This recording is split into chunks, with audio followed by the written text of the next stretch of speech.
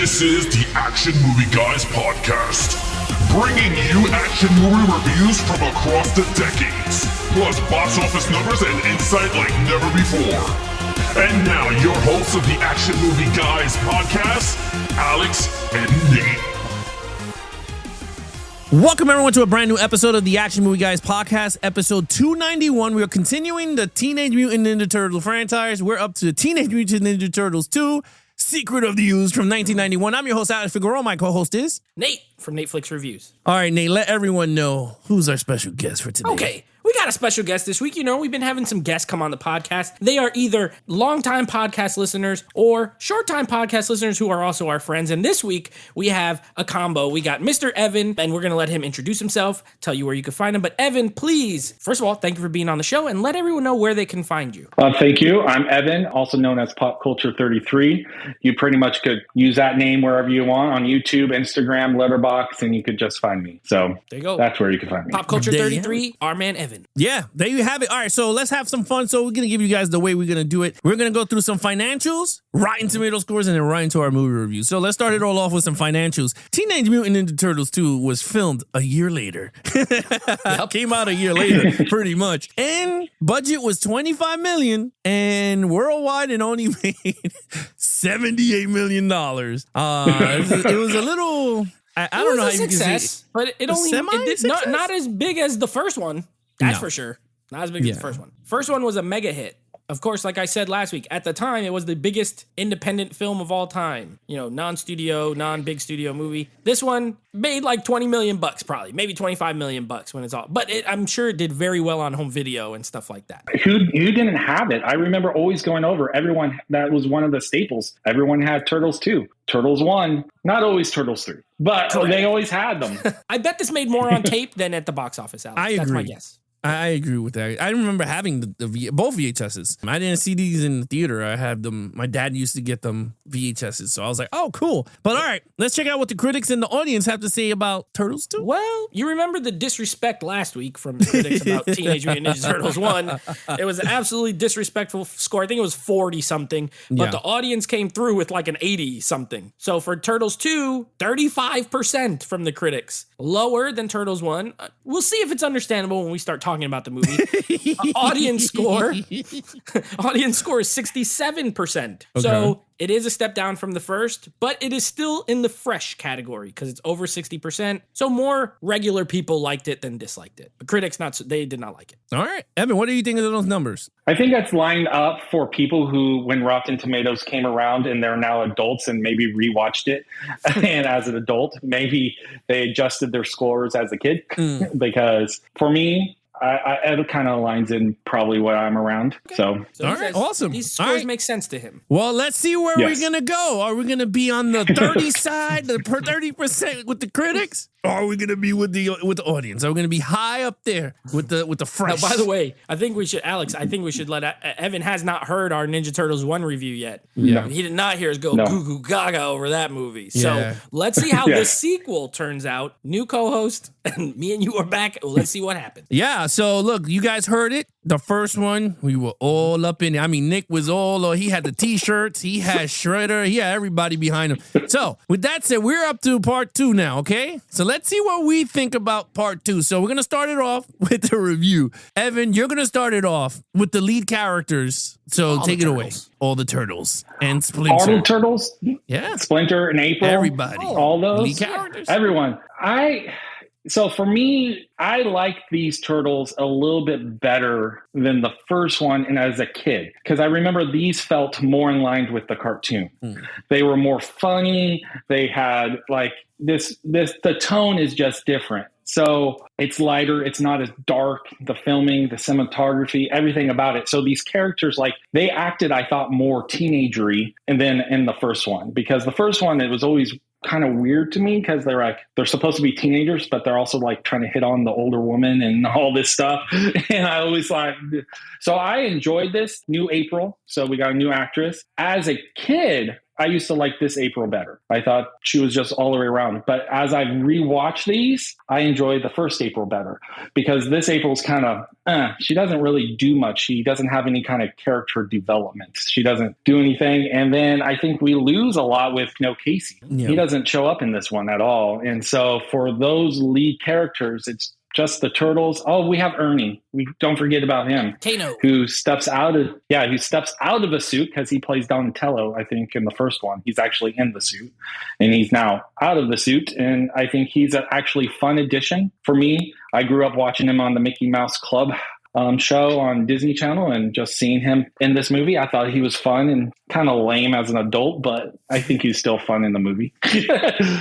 So what's your score? Oh, my score? I gave a 4 for them. It was, Agreed. I thought overall for what a turtle movie is and stuff like that, it's a solid 4. All right, Nate, this is your franchise. This is your baby. Is it? What do you think? I'll give you one guess as to what score I'm going to give these guys. And it rhymes with live. That's right. It's a 5. It's a 5 for me still. Now, where I agree with Evan is it is a totally different tone. However, it is more similar to the cartoon, which I did grow up on and I love. It's more comedic. It's more lighthearted. They still nail the turtles' personality in this movie. As a matter of fact, I would dare say Donatello is actually more similar to the Donatello that I would imagine than he was in the first movie. Because in the first Turtles, as much as I love it, he honestly seems like Michelangelo too. I've always felt that way. Him and Michelangelo are almost the same kind of character. Corey Feldman kind of has that California sounding voice too. This one sounds more like he's always talking with the scientist. He's a little more nerdy. I think they got him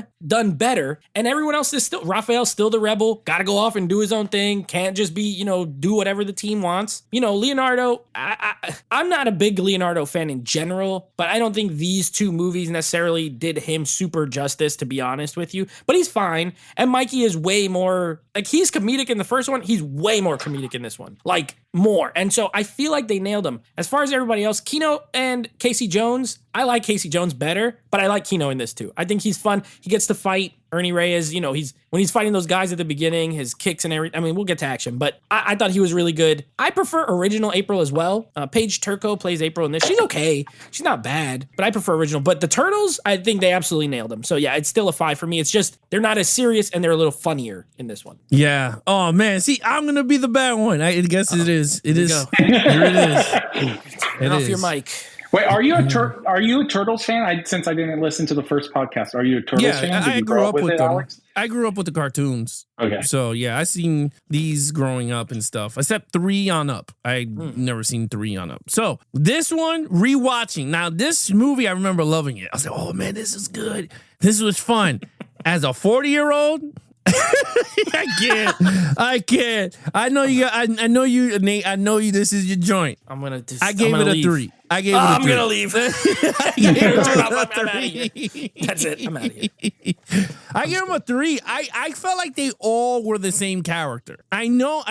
In terms of the personalities, from the get go, they all had spacious, and then the other one saying some other thing to rhyme it. I wasn't too crazy with it, and to be yeah, and then they all stopped. Yeah, so I don't know. For me, I guess because I haven't seen the cartoons in over God knows how long. So, and I don't know what the newer movies will entitle in terms of these characters, but I felt like these were way more over the top than the first one. The first one felt more drama, more serious. Yes. These dudes they took it to 11.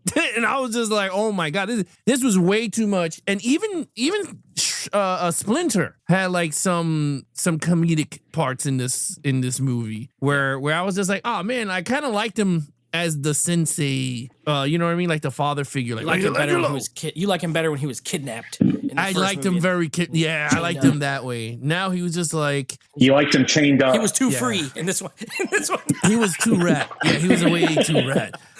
I don't know. I just felt I couldn't click with the characters. I don't know. There's just something about it. And I mean, the Keno kid was pretty cool, but again, he felt like a turtle. Like it was like there was the same personality as the turtle. I was just like, by the way, though, we got to give him a shout out. He has probably the best line in the movie at the beginning when he hits on the girl and she says, "Dream on." He's like, "Yeah, and when I do, I'll dream of something a little thinner."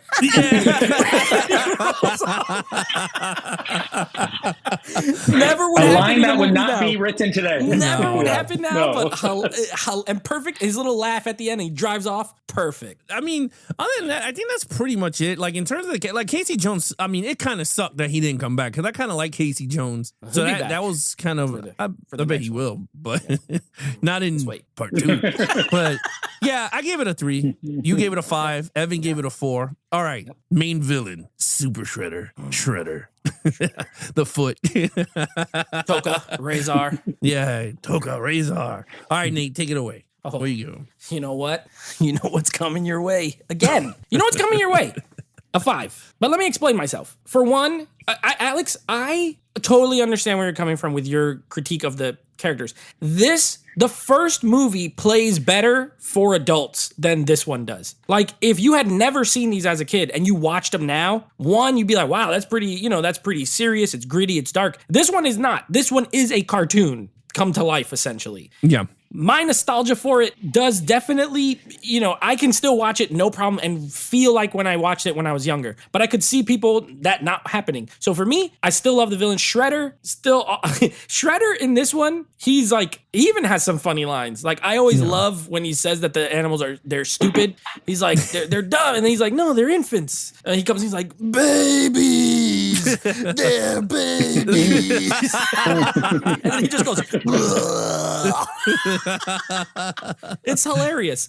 But he comes, bro, he can't die. He gets out of the trash compactor. He busts his hand out of the garbage. He's alive. Then you have, of course, Tatsu. He's back, right? Tatsu. Tatsu. He just growls at people. Toka and Razor are why I still give it a 5, though. They gave the turtles almost like an anti-turtle, right? Another mutant that they had to deal with, or 2 mutants in this case, a wolf, a snapping turtle. The design of them, this was still Jim Henson, even though he had passed, but this was still Jim Henson's, puppet shop or whatever. Love the design, especially on the turtle. I think he looks amazing. I really love him. So I think there's more villains here, but they make sense. Even though they're so big that the martial arts fight type stuff doesn't work with them, I still like them. The only thing I deduct, I still give it a 5 overall, but the way Super Shredder dies is the worst. Like, you're telling me this guy, Super Shredder, who's played by Kevin Nash, by the way, is Kevin Nash with spray painted abs on the shirt, and he just goes crazy, starts smashing up the things, and kills himself. And that's it. There is no fight. And that's a little bit of a bummer, but overall, I still give it a 5. I love all the villains in this. I'm again at a 4. And the reason for what Nate just said, we didn't get Super Shredder enough. I mean, we build up and then we just get him. We barely see him. It's so dark. You're underneath a dock and then you just get him to kill himself. And it's just, I just wanted more Shredder in it. And I love the mythology, the hiding, like when Raphael breaks in with Ernie. I don't even remember his name in the movie, but Kino. And then you see him like, oh, what did you see? Oh, is he it? Is Shredder alive? Like, they didn't build that up enough. And everything was just not enough for me. So I was a little disappointed in that. And then I like Kaiser and I can't ever think Toka of the other guy's name. Toka and Razor. Yeah, they are fun. They are good. But then once again, you don't get to see them fight. They eat freaking jelly and then jelly donuts and then they shrink back again. And to me, our villains just don't get to be villains. So they lose a point, but they're fun for what the movie is. I don't like Alex shaking his head when you start talking about the traditional pre-fight donut. I don't like where his head is going with this. Here we go. Here we go. I'm really gonna mute my mic this time. Here we go. I gave it a 1. What? I'm just joking. I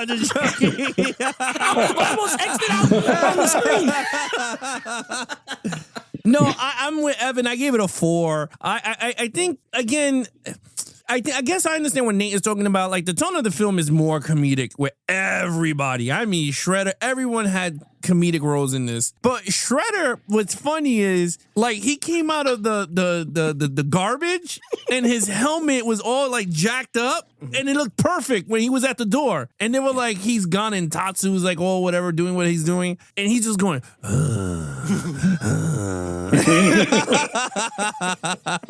I'm like, what is wrong with Shredder? I mean, he looked jacked. I mean, they didn't show his face, scars. but yeah, like I was like, oh my God. I will say this, in terms of the two villains, the new puppets or whatever you want to call them, Razor and Tattoo. Tattoo. Oh, man. What's his name? I'm glad I'm not Toka. the only one who can't do the names. Toka and Razor. And Razor, right? Toka, Razor. Those characters, I thought they were funny. Yeah. Especially he was like, come to me. And they were like, Mama.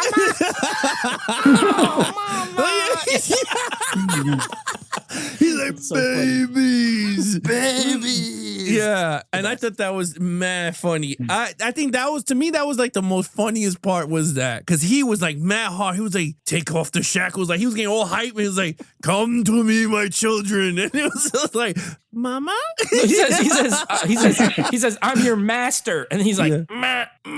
Mama. It's so funny. And then they hugged him and he's going, oh. Oh my I gosh. thought that, honestly, that's the only reason I gave it a 4, because that was the most funniest part. Super Shredder was an awesome design. And it reminded me of Lethal Weapon 4 with Jet Li versus Riggs and Murtaugh under the dock for some damn reason. And it was the same stupid, like, I don't understand why he killed himself. He literally destroyed himself. So I was not too crazy with the ending either. I thought that was the really weakest point of the film. But yeah, other than that, I thought it was... What was weaker? Shredder killing himself under the dock, or the Splinter? turtles blasting him with a speaker? No, he gets Jesus! blasted I through a totally window. forgot about that. Yeah, I totally forgot about that. That speaker. You know that's how was really sound bad. works, but it blasts Yeah. him through a window. It's hilarious. And he went. "Ah!" He does have a good, It's the same speaker from Back to the Future. But miniature. That's right. It's but a miniature he's a little version. skinnier. But Yeah. it's funny. He does have a good intro scene again, where Tatsu's like, anyone who challenges me, like, step forward. And he just comes in the door, and Tatsu's like, ooh, he gets scared. So Shredder still has the intimidation, but they did lighten. No, I did. I mean, anyway, 4 for me and Evan. 5 for you. All right, action scenes. Evan. Oh, this is it's a 3. I'm just going to start off saying the action in this, there was no action in the sense of, like, you got comedic, like when they break into the, like, you got the most from Ernie, whatever his name is, with the pizza, you kick him, and then when the turtles come in and jump, and all of a sudden you now just get toys, and it just becomes, and let's just say, how many criminals does it take to rob that kind of mall? I don't know. Like, they just come out of nowhere. And it was hard watching as an adult. I'm like going, if I see giant turtles and I'm just trying to rob a toy store, I'm running. I'm not defending myself for these toys. I'm going to leave. So, and then the most other action we get is we get bells taken off during training and silent, right? And then you have Go Ninja, Go Ninja. We get more dancing than we actually get more fighting scenes. I mean, I just felt like the action was just not there compared to the first one. It wasn't suspenseful, and it just looked a little bit more lame and not as well brought. So I did not enjoy the action as much in this one. Okay, so he gave it a 3. Remember last time I was the low score on this one. That's true.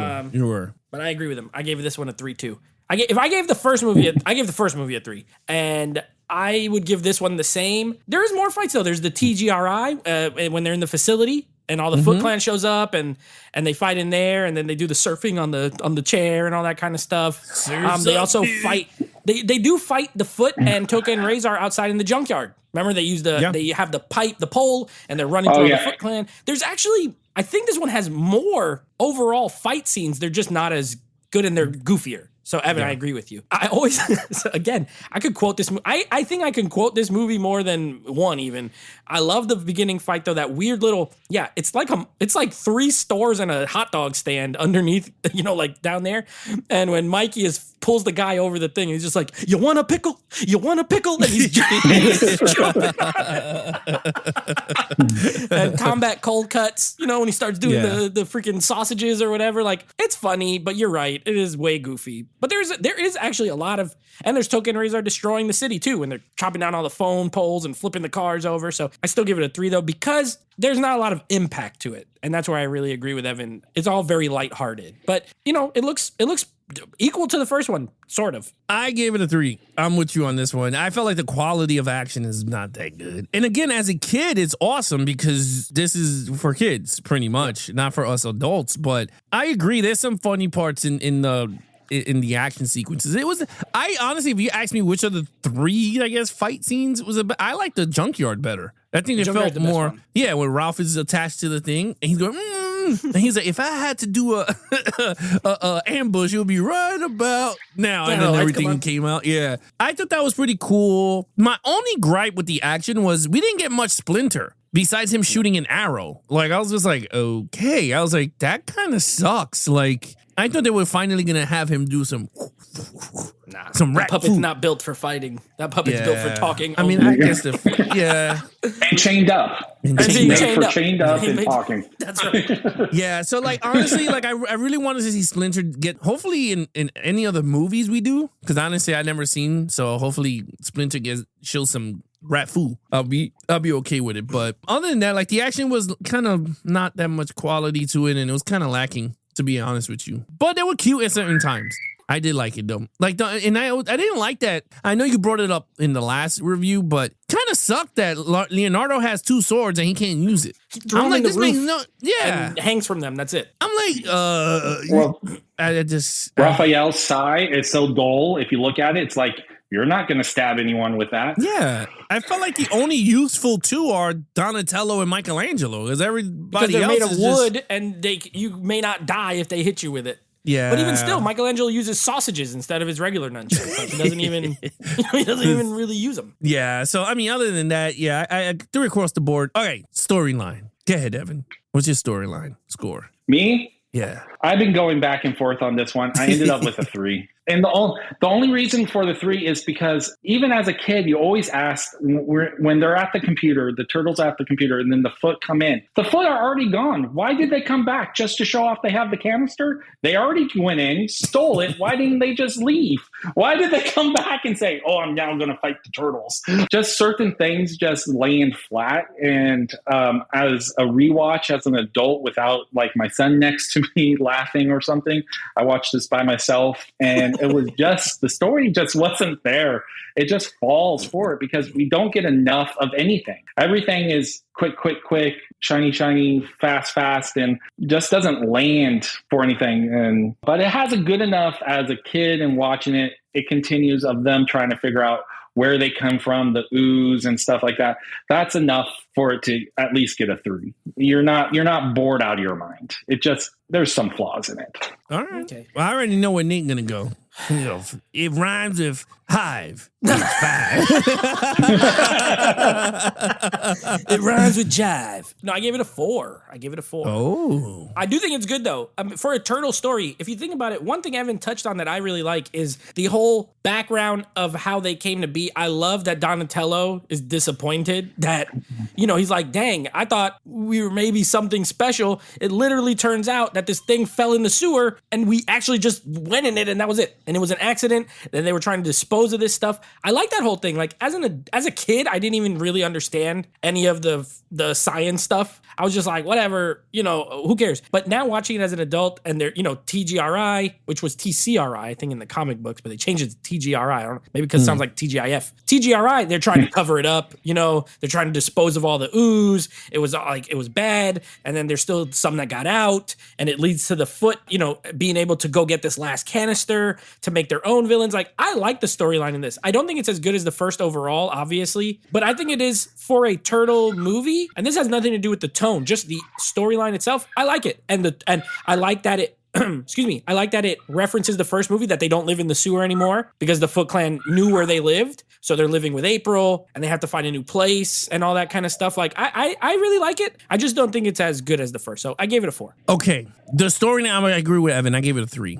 I thought it was good, not as strong. I think the first one was stronger in terms of story. I did like the origins thing. I thought it was cute. I wish they just capitalized more on it, show more of them. I know they showed it in the first one when they showed them the little turtles and everything. Radical. Yeah. And I thought that, to be really honest with you, I didn't bring it up last time, but that was like my favorite part. Is them as little kids. Puppets? Yeah. And they looked all cute. Pizza. And they would, yeah. Pizza. Yeah. Pizza. But yeah. I thought this, like, when Splinter does his wisdom to them, I think to me that's when the movie is like awesome, because it feels like a father figure, and he tells them to go to the roof and meet me there, and then you see him with the canisters on top of the thing. So it felt like Yoda when he was talking to Luke in was it Yasmin or Dagobah or whatever the hell the damn place was. I liked it. I thought the storyline was pretty cool. I just felt like it should have been more. It felt, I don't know, I was like waiting for something bigger to happen. I guess because of Shredder coming back, all he did was stay in the junkyard and went to a Vanilla Ice concert, and that's pretty much, that's all he did. Like, honestly, Shredder didn't even do nothing besides that. The Like, Vanilla Ice concert is just right next to this junkyard too, like randomly.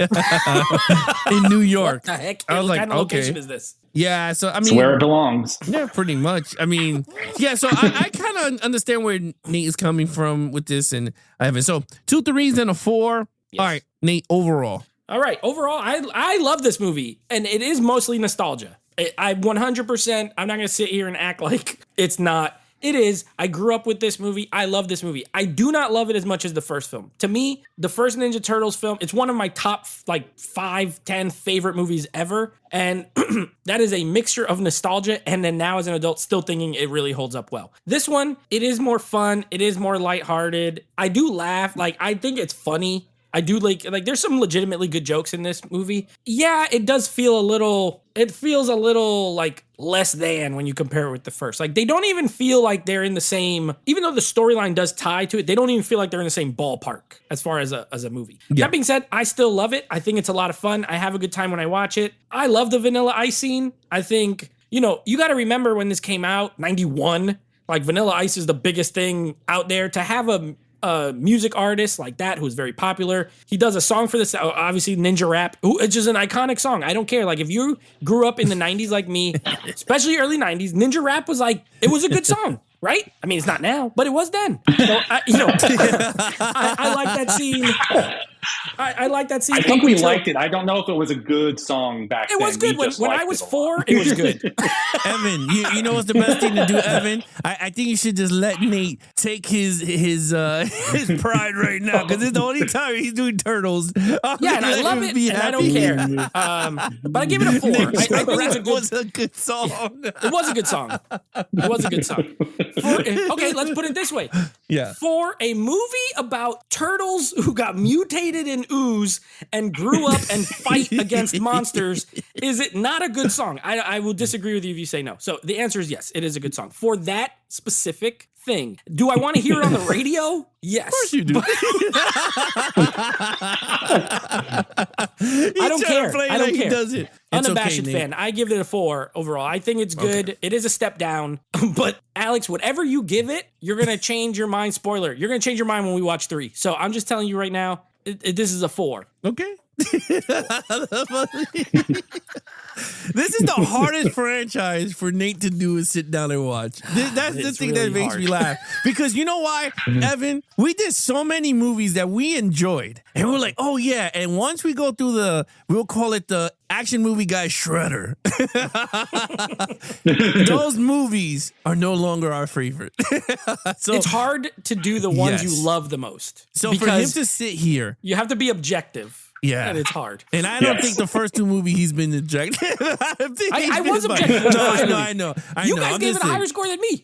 That's true. This one, That's true. This one, I'm still objective, but it is hard. Yeah. Because if you ask me on a random day and we're not doing this, I'm like, it's also a 5, but it's not. It's really not. But it's still a 4. I do still enjoy. I had a good time watching it, and I'll watch this 50 more times in my life, I'm sure. Yeah, it's really hard for him. You could tell he's like, ugh. But all right, Evan, what is your overall score? So I have a hard time. So this was actually my favorite one growing up as a kid. I watched this one more than any of the other Turtle movies. I had the tapes, the Turtle band, rock band. I had the soundtrack, Go Ninja, Go Ninja. I listened to it all. So it was very hard because, like, if I'm using my critical eye, I'm giving it a 3. But if I do my love for it, it's a 4. So I went with the 3.5 just to cut the thing. So it was the only way to do it. I thought overall for Turtles movies from the 90s, you couldn't get any more better than this. Right. As a kid watching it, this is more accessible than the first one. So I just thought overall it's still good. But as an adult and watching it and holding up over the years, like, I don't know, my son watched it with me and was like, this one's okay. You know, like, he didn't fall in love with it. With the first one, we were both enthralled with the black one. This one, he passed, you know? So that's why it's a 3.5 too. Okay. Well, for me, I gave it a 3. And this is why I love the first one way better. And I think Nate said something that's very true. I think because I'm an adult now, I like the more serious version of the Turtles where the cartoon is like, oh, this is way too, like, I'm never going to want to see this again. And I'm with Evan. Turtles 2 was my shit. I was like, yes, I love this joint. And it's kind of hard to sit back and going, oh my God, like, would I really sit? And I was like, and I told my wife, because she was on the phone, she goes, what did you think of it? I was like, I can never see this movie again. Like, I can't see, unless my kids want to see it, but I know they'll like more the animated versions than this version of the Turtles. So it's very interesting, but I would buy, like, if you ask me, like, would you buy it on 4K? I would buy them on 4K. Like, if they came out with a set or whatever, like, I would buy them. And even if they individual, I will still get part 2. Because honestly, I saw it at Paramount Plus, and it was one of the worst transfers I think I've seen. Like, they looked horrible. It sounded horrible. And I was just like, oh my God. Like, I don't know if that took me out the movie too, because the Turtles it didn't look like the first one. The first one looked really polished. It felt great. And it felt cinematic, the first one. This one didn't feel as cinematic. It's a better made movie, the first one. I agree with you. I think the budget went more into the filming than they needed more puppets in this one. The budget, you know, like, they had to build 2 more suits and stuff like that. So I agree with you. I never understood. The budget was $25 million. The first movie was a worldwide hit, and they didn't give it more money to make it look better. Or take time. Maybe this came out in 92.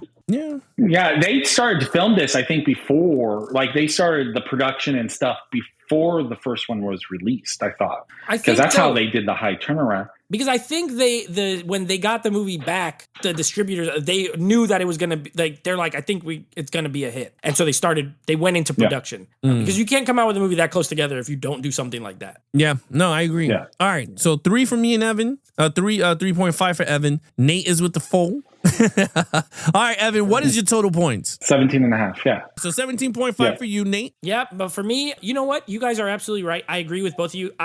When I was a kid, I liked this movie better than the first one. To me, this franchise reminds me of Home Alone. When I was younger, I liked Home Alone 2 better than Home Alone 1. And the older I got, that started to flip the other way, where now I much prefer Home Alone, the original, than the sequel.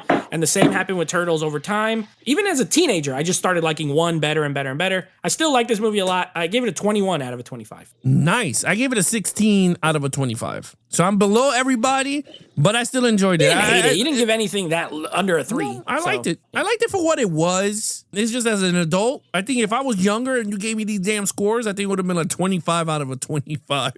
Like, this movie is awesome. It's perfect. Yeah, it's a perfect movie, man. 25. Yeah, absolutely. If you asked me when I was 8, 25 out of 25. All right, Nate, what is coming up next on the podcast? All right, next episode, we are going to have a special guest. His name is Evan. He'll be back for another episode.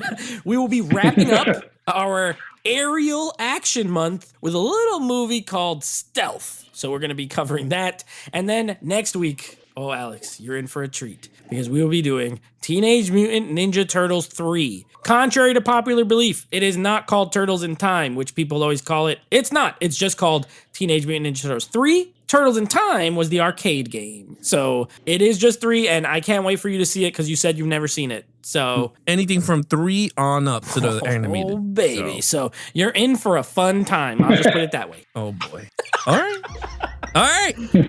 Well, Evan, tell everyone where they can find you, my friend. Pop Culture 33, Instagram, Letterboxd, and YouTube.